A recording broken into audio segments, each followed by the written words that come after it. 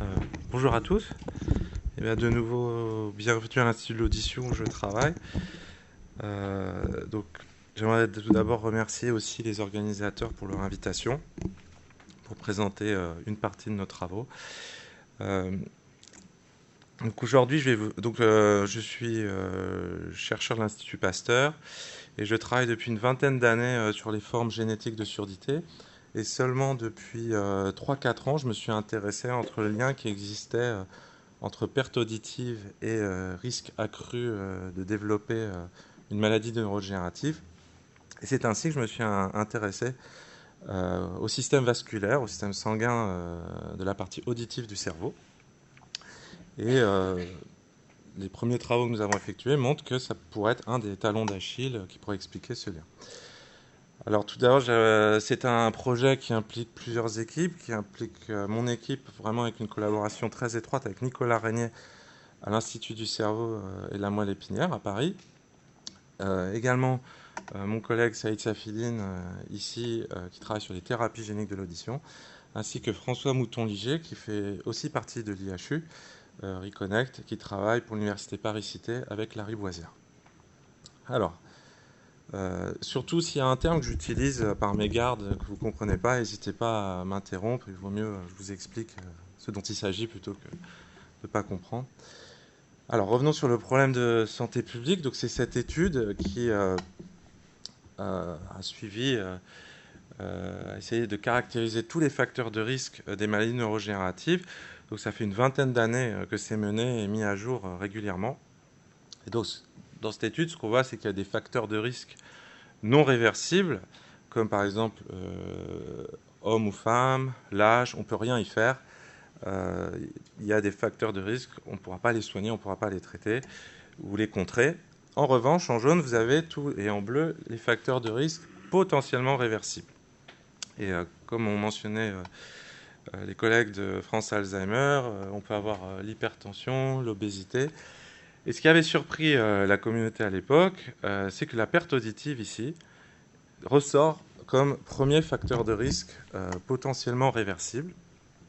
On pense, sans certitude, que si on empêchait les atteintes auditives chez les personnes au milieu de la vie ou au cours du vieillissement, on pourrait empêcher potentiellement 7% des cas de maladies neurodégénératives, ce qui représente plusieurs millions de personnes à l'échelle mondiale et donc qui n'est pas négligeable, évidemment. Alors, ce lien entre perte auditive et maladie neurodégénérative, alors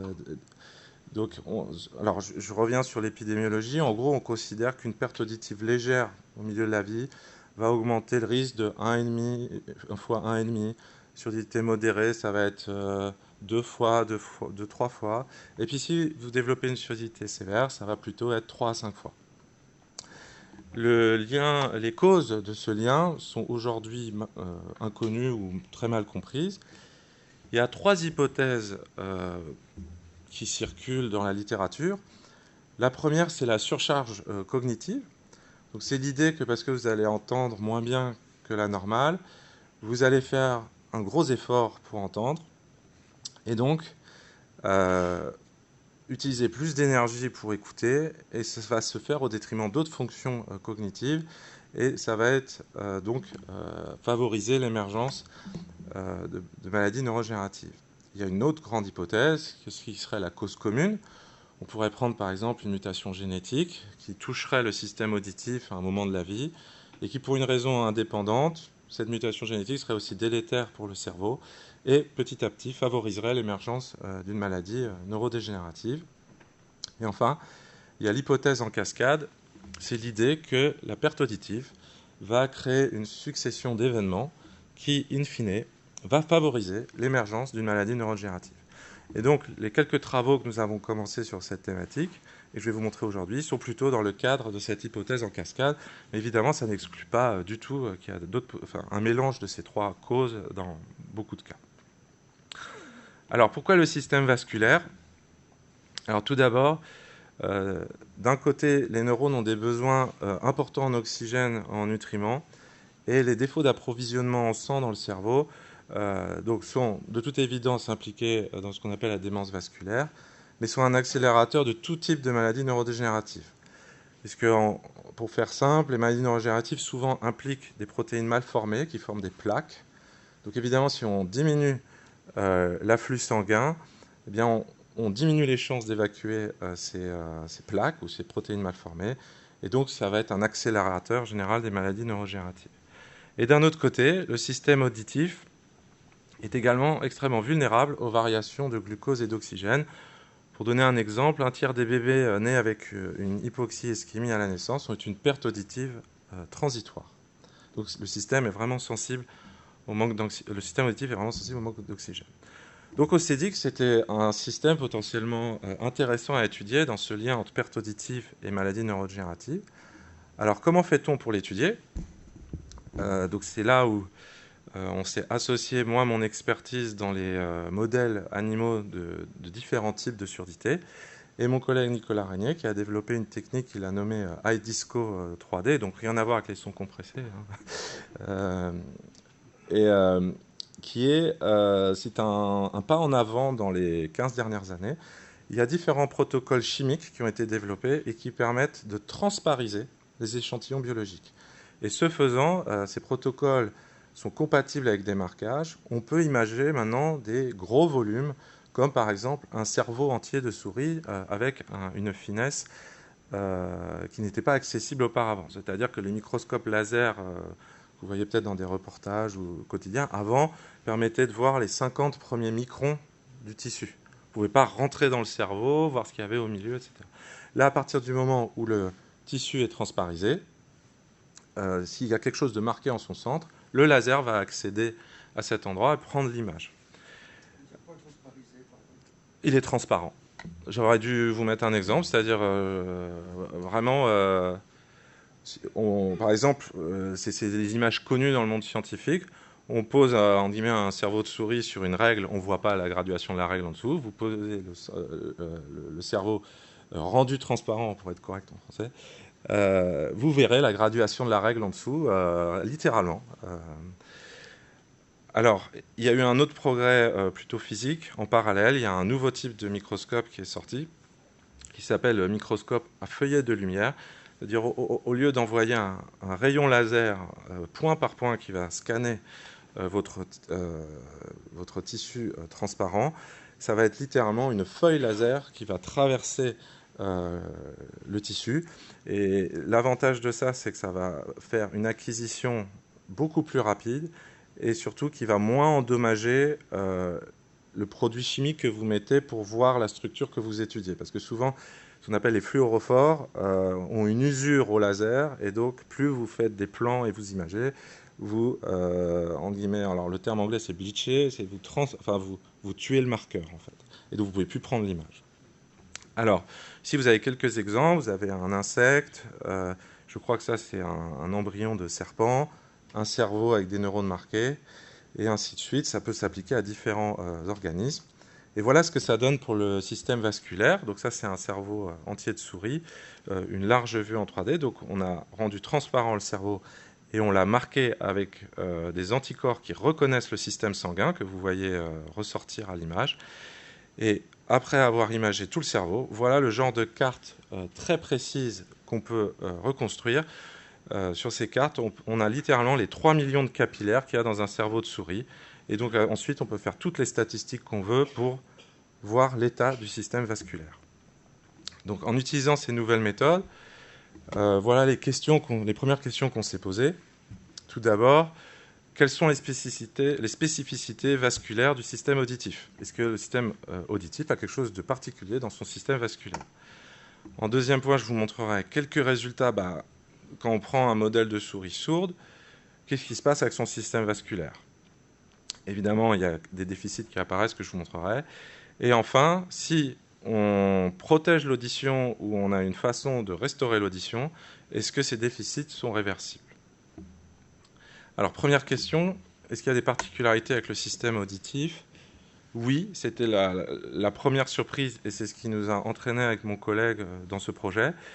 Quand il a reconstitué des premiers cerveaux de souris entendant normalement, il s'est rendu compte que le système auditif était hyper vascularisé comparé aux régions voisines. Donc ici, vous avez deux tranches. Donc c'est des sortes de cartes de chaleur qui représentent la densité vasculaire. Et chaque point du système auditif ressort par rapport aux autres. Donc ici, vous avez l'entrée du système auditif qui s'appelle le noyau cochléaire ventral. Le deuxième relais, c'est l'olive supérieure avec des sous-groupes de neurones très précis. On a une telle spécificité de la vascularisation qu'on voit chacun d'entre eux, le MNTB, le LSO. Ensuite, on passe au mésencéphale, c'est-à-dire au milieu du cerveau avec le colliculus inférieur. De nouveau, c'est hypervascularisé. Et enfin, on termine avec le cortex auditif, là où on pense qu'émerge la notion d'objet auditif, ce qui vous permet de reconnaître ce qui produit un son. Eh bien, de nouveau, c'est hypervascularisé. Alors, ce résultat n'est pas complètement surprenant, parce que le système auditif est un système extrêmement rapide, mais qui en parallèle doit être très précis temporellement. Vous comparez en permanence vos entrées sonores entre l'oreille droite et l'oreille gauche.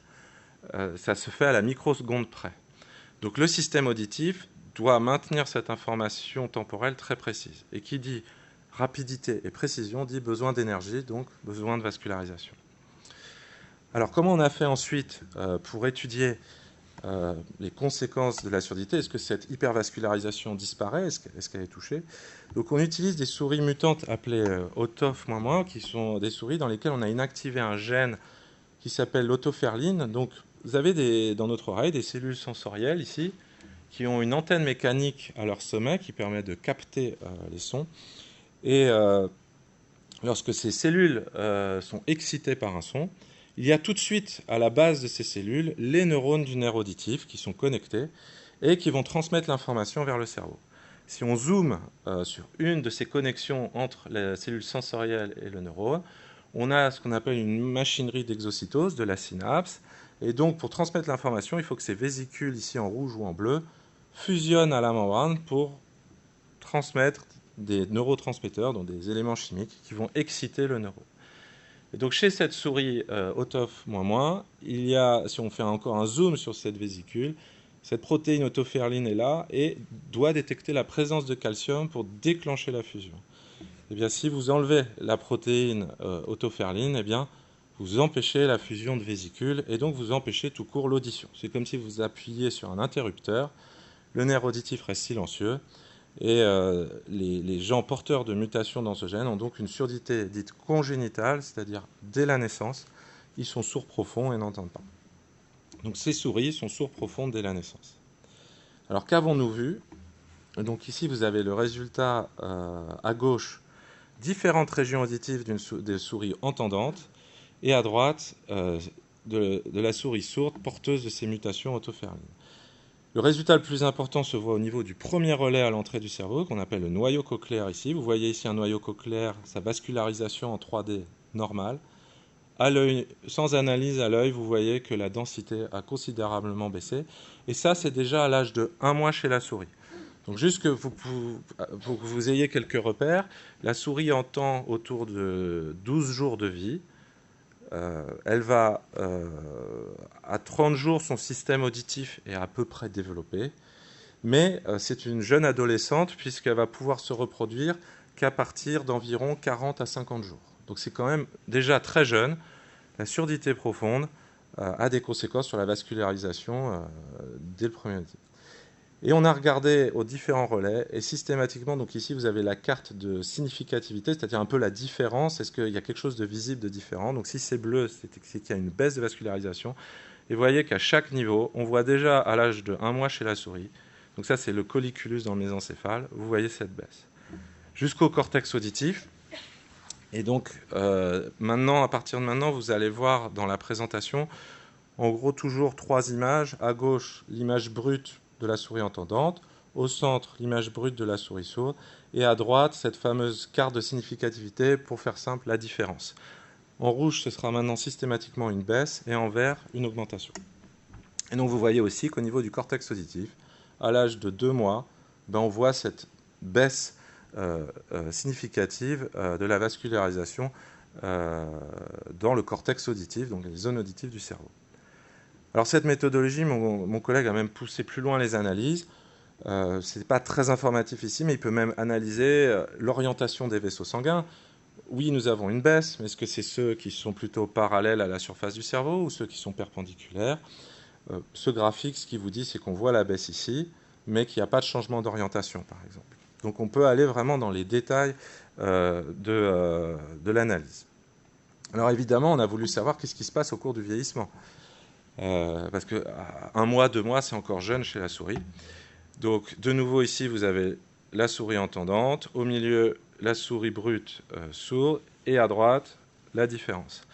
Donc ça, c'est un peu une représentation 3D. Et donc à l'âge de 1 mois, vous voyez sur le côté ici, c'est le cortex temporal, auditif. On retrouve la baisse que je vous ai décrite à l'instant, c'est normal, enfin, les résultats sont cohérents. On a regardé ensuite à 6 mois d'âge, on retrouve cette baisse un peu plus appuyée dans le cortex auditif, et on commence à voir apparaître des baisses de vascularisation ailleurs. À l'époque, on s'était dit, bon, c'est pas très impressionnant, et comment on va faire, enfin, est-ce qu'on a potentiellement un élément aggravant pour les maladies neurodégénératives? On n'était pas très convaincus. Et heureusement, on a attendu avec d'autres groupes de souris l'âge de 10 mois. Et voilà ce qu'on a observé à 10 mois, cette baisse de vascularisation dans le cortex auditif. À un moment, l'ensemble du cerveau, entre guillemets, craque, et cette baisse se propage à d'autres régions corticales, comme vous pouvez le voir, et a tendance à se généraliser.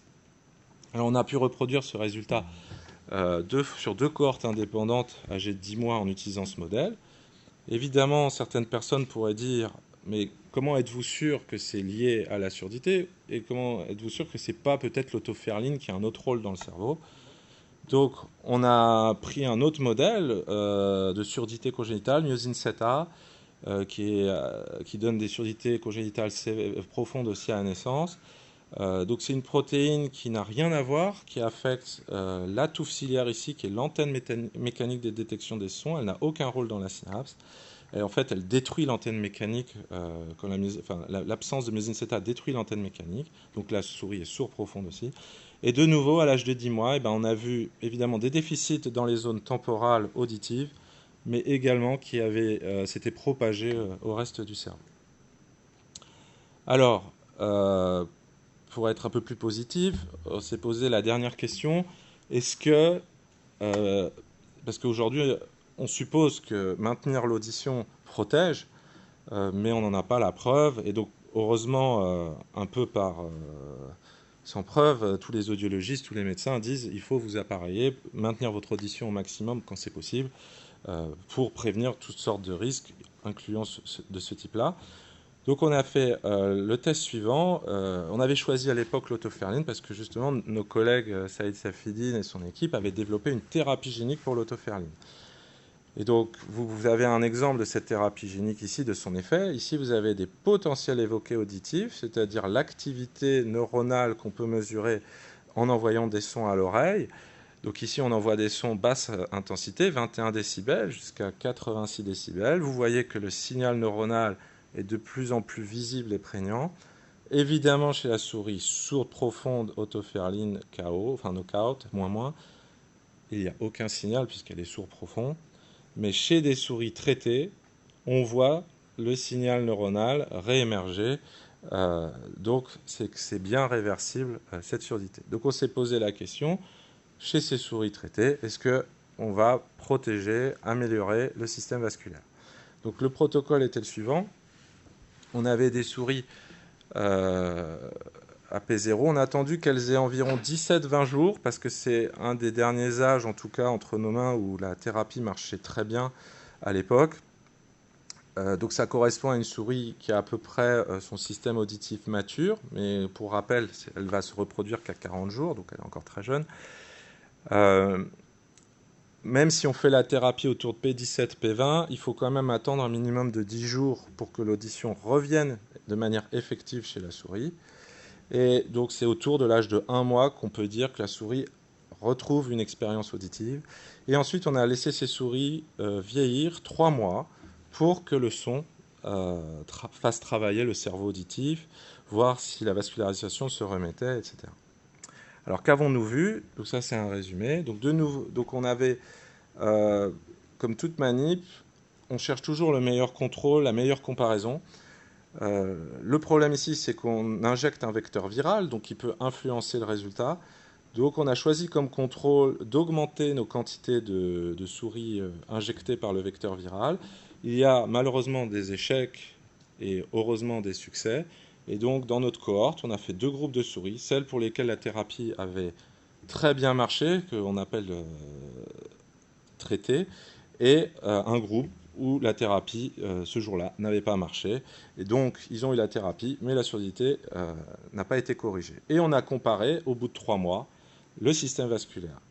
Donc, les souris ont été injectées du côté gauche, et ici, vous voyez le cerveau du côté droit, parce que les systèmes sensoriels décusent, c'est-à-dire que ça communique par l'autre côté du cerveau.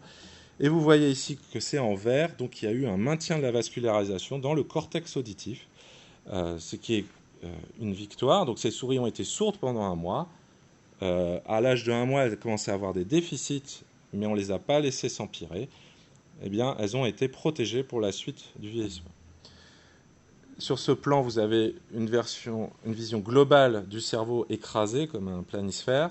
Vous avez ici la zone auditive. Et bien, vous voyez par les patchs verts que ça n'a pas non seulement protégé le système auditif, mais également d'autres régions corticales. Voilà, donc en résumé, ici, vous avez le schéma général. Dans ce modèle de surdité, si vous ne faites rien, eh bien voilà la différence entre des souris sourdes tout au long du vieillissement et entendantes. Vous voyez qu'il y a une baisse vasculaire qui se généralise à tout le cerveau. Et à droite, le cas où on traite versus les souris sourdes, on a une protection, un maintien de la vascularisation, vous voyez par le vert. Je vais m'arrêter là. J'aimerais surtout remercier, parce qu'évidemment, je fais presque rien là-dedans. C'est tous mes collègues de mon laboratoire et du labo avec lequel on a commencé ce projet qui ont fait un énorme travail, ainsi que nos collaborateurs qui ont développé la thérapie génique. Et mon collègue François Mouton-Ligier, avec qui maintenant on va essayer de faire le pas. On a un problème vasculaire, mais montrer que ça peut faire un nid et un accélérateur de certaines maladies neurodégénératives. Merci pour votre attention.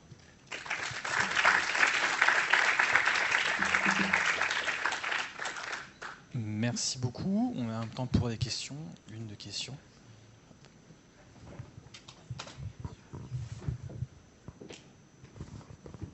Y aurait-il, vous m'entendez là ? Ouais. Y aurait-il un lien entre l'épilepsie, les problèmes d'audition par la vascularisation ? Parce qu'en fait, je suis touchée par les deux. Et on m'a dit qu'il y a un problème de respiration. Alors, je suis honnêtement pas compétent pour vous répondre, puisque je suis chercheur préclinique et pas médecin. À ma connaissance, pas de lien fort classique. Donc, on peut, en guillemets, pas de chance, avoir plusieurs choses. Aujourd'hui, à ma connaissance, il n'y en a pas. Après, c'est très compliqué ces questions. Je peux vous parler de mon point de vue de chercheur entre ce qu'on voit chez l'homme et puis nos modèles animaux, qui sont des bons modèles pour imiter certains aspects de certaines maladies, mais pas toutes. Par exemple, il y a chez la souris ce qu'on appelle les crises réflexes épileptiques en réponse au son. Donc on utilise ça comme signe que la souris a une mauvaise gestion du niveau sonore, une sorte de hyperexcitabilité auditive. Vous regardez chez l'homme ce type de crise réflexe auditive, alors qu'elles sont très courantes chez la souris, elles sont très rares chez l'homme. A l'inverse, des crises épileptiques réflexes visuelles, les flashs lumineux, qui sont très courants chez l'homme, très détaillés, très utilisés en médecine, sont très peu apparentes chez la souris. Et par exemple, moi j'utilise ces crises épileptiques réflexes auditives chez la souris, pas comme un signe d'épilepsie chez l'homme, mais parce qu'on pense qu'il y a une pathologie qui s'appelle l'hyperacousie, c'est-à-dire une perception désagréable des sons du quotidien par certains patients. C'est peut-être un équivalent, mais sans preuve. Mais l'hyperacousie ne crée pas d'épilepsie, à ma connaissance. Vous voyez, c'est...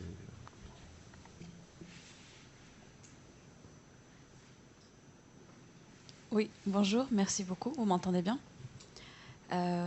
Moi, j'ai 2 questions. La première, c'est à quel âge vous avez injecté les souriceaux et est-ce que, du coup, vous avez fait une comparaison entre les différents âges d'injection ?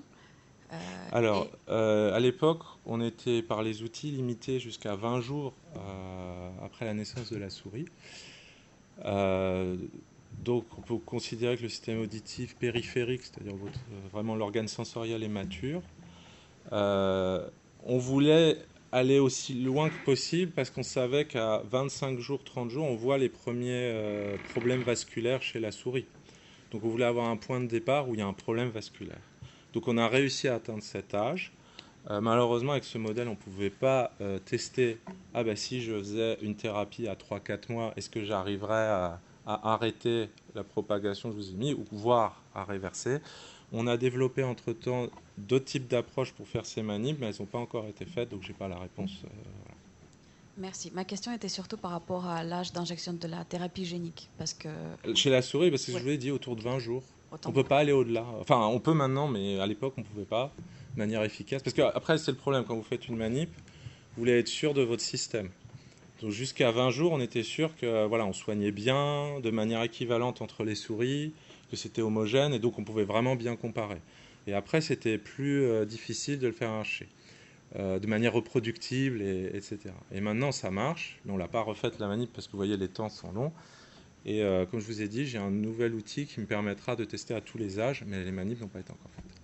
Ok. Et deuxième question, est-ce que vous avez utilisé les mâles et les femelles? Et si c'est le cas, est-ce qu'il y a la différence entre la vascularisation? Alors, on a aléatoirement utilisé mâles et femelles, mais c'est des manips sur très peu d'animaux.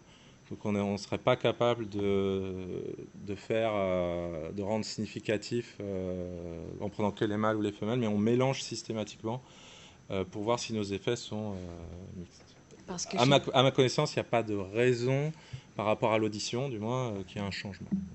Moi, je ne peux pas vous citer l'article, mais j'avais lu sur Age-related hearing loss et il y a la différence dans la vascularisation entre les patientes et patients. C'est possible, mais on voit une baisse partout. Le point de départ est peut-être pas le même, mais on regarde la baisse. Donc, merci beaucoup. Petite question par rapport... Merci, c'est bon. Petite question par rapport à la vascularisation, à l'impact de la surdité sur la vascularisation cérébrale. Tu parlais d'une baisse de la vascularisation plus contralatérale à la surdité. Non, c'était dans la thérapie était faite d'un côté. Ouais. Donc une oreille a été restaurée, pas les deux. Ouais. Et donc on voit un effet amélioratif des deux côtés, mais il est significatif que du côté contralatéral et pas des deux côtés. Mais par contre, chez les souris sourdes, c'est des deux côtés qu'il y a un problème. C'est ça, donc il y a des difficultés donc, qui sont assez globales, mais elles ne touchent pas spécifiquement les aires temporales internes, par exemple. Non, pas au début, ça touche surtout les aires primaires. Ouais. Et ensuite, ça se propage, on ne sait pas trop, on est en train d'analyser encore, parce qu'on essaye de trouver une logique. Je pense que c'est géographique ou connectivité, mais on ne l'a pas démontré dans nos analyses. Parce que chez l'homme, il y a un certain nombre de données qui montrent que souvent après une perte auditive qui a duré assez longtemps, il y a effectivement une perte neurale au niveau des aires auditives, mais qui s'étend plus vers les aires temporomésiales, y compris les aires hippocampiques. Donc, on pourra regarder plus attentivement s'il y a un parallèle exact entre le neuronal et le vasculaire qu'on a vu chez la souris. Merci bien, on a le temps pour une dernière question. Bonjour. Ah oui, ça marche. Bonjour. Je voulais vous poser une question par rapport on sait que les pertes visuelles aussi peuvent être un facteur de risque pour les démences neurodégénératives. Et donc je me demandais si par rapport à... Est-ce que vous pensez que quand vous avez fait la carte des aires où il y a plus de vascularisation dans le cerveau, est-ce qu'il y a aussi une vascularisation plus importante dans les aires sensorielles visuelles ou pas? Et sinon, est-ce que vous pensez du coup qu'il y a un autre lien que la vascularisation dans le lien entre perte visuelle et démence neurodégénérative? J'étais moi-même surpris au début quand j'ai commencé, parce que j'étais naïf sur ces thèmes-là il y a encore 5 ans. Dans les premières études, même la perte visuelle ne sortait pas. Et c'est à force d'augmenter le nombre de patients, les cohortes, qui se sont rendus compte, oui, ça sort quand même significativement, mais vous voyez, c'est 2%. Donc c'est étonnant. Et dans nos cartes vasculaires chez la souris, il y a le système visuel pas loin, il est vascularisé, en guillemets, normalement. C'est-à-dire qu'il y a une sorte de spécialité dans le système auditif, légère, c'est pas non plus x 300%, hein, mais il y a une hypervascularisation dans le système auditif qu'il n'y a pas ailleurs.